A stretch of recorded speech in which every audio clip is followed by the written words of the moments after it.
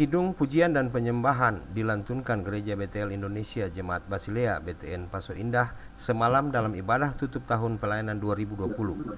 Pujian dan penyembahan merupakan bentuk kesadaran jemaat atas besarnya kasih Allah akan penyertaan umatnya selama menjalani kehidupan di tahun 2020.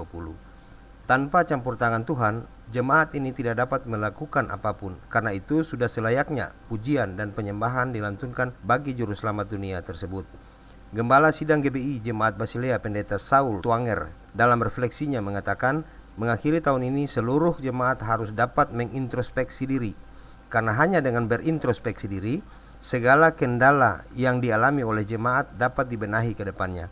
Gembala Sidang berharap agar seluruh umat yang ada di jemaat tersebut dapat saling bahu-membahu membangun pelayanan di dalam jemaat.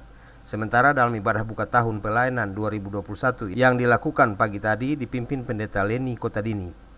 Pendeta Leni Kotadini dalam refleksi firman-Nya menyoroti tentang berkat Tuhan bagi umat di tahun yang baru ini. Menurut Kotadini, Tuhan akan selalu memberkati umat-Nya bila kehidupan umat berkenan kepadanya. Olehnya itu, untuk memperoleh berkat Tuhan, umat harus peka terhadap apa yang diinginkan Tuhan. Sebagai pohon berkat, kata Pendeta Leni, umat harus setia terhadap perintah Tuhan. Dengannya, umat akan diberkati di tahun pelayanan yang baru ini. Di akhir refleksinya, Pendeta Leni Kotadini mengajak seluruh keluarga yang ada di jemaat tersebut untuk selalu mendekatkan diri kepada Tuhan.